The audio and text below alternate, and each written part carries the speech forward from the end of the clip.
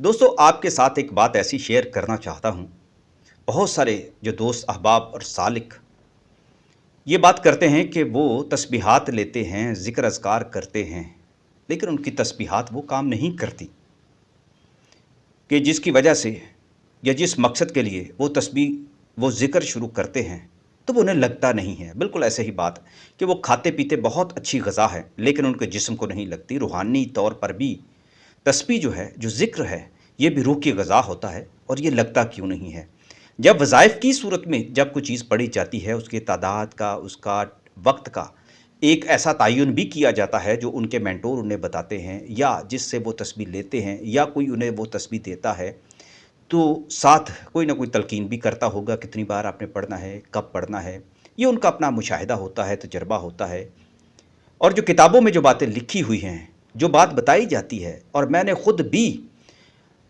अबू अनीस सूफ़ी बरकत अली लुधियानवी साहब से यही बात पूछी थी 1990 के दौर में। दाता हजूर के दरबार पर उनसे जब मुलाकात हुई थी, तो उस दौर में भी यही सवाल मैंने पूछा था कि बहुत सारे लोग शिकवा करते हैं, बरसों लग जाते हैं उन्हें कोई एक ज़िक्र करते हुए, तस्बीह करते हुए। तो कहने लगे कि इसकी कई और वजूहात भी होती हैं कि लोग नापाकी से अपनी जान नहीं छुड़ाते और उनकी नीयत के अंदर भी वो खलूस पैदा नहीं होता, लेकिन वो ज़िक्र करते रहते हैं, लेकिन इस ज़िक्र के असरात ज़ाहिर होते रहते हैं। कुछ वक्त भी लग जाता है, कुछ को जल्दी उसकी तासीर भी मिल जाती है, लेकिन इससे भी बड़ी जो एक बात है, बड़ी रमज़ वाली बात है कि ऐसे लोग जिससे भी वो तस्बीह लेते हैं, उसके लिए किसी न किसी मुगालते का शिकार हो जाते हैं। दिल में उसको गालियाँ देने लग पड़ते हैं, दिल में उसकी बदतरीफ़ी भी करते हैं, मुँह से भी बदतरीफ़ी करते हैं, उसके बारे में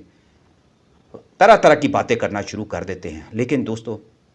सूफ़ी बरकत अली लुधियानवी साहब ने यही बात फरमाई थी कि जो तुम्हें तस्बीह पढ़ने की तलकीन करता है,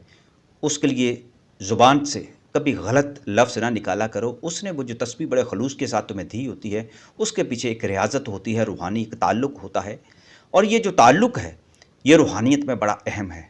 वाबस्तगी जो है, ये बड़ी अहम होती है। लिहाजा दोस्तों, आप जितने लोगों से भी तस्बीहात लेते हैं, जो भी आपको कहता है कि आप ये ज़िक्र अज़कार करें, अपने दिल में कभी ऐसे शख्स के लिए, चाहे उसका कोई रुतबा आपको नज़र आता है या नहीं आता, वो सूफ़ी नज़र आता है, कलंदर नज़र आता है, मजज़ूब नज़र आता है, वलीउल्लाह नज़र आता है, या एक आम शख्स भी नज़र आता है, लेकिन वो आपको ये तलकीन करता है, तो कभी उसके बारे में नाज़ेबा बातें अपने दिल में भी ना लाया करें, क्योंकि जो फिर आप पढ़ रहे होते हैं, उसकी निस्बत तय करके जो उसकी तलकीन के मुताबिक आप पढ़ रहे होते हैं, उसमें रूहानी तौर पर फिर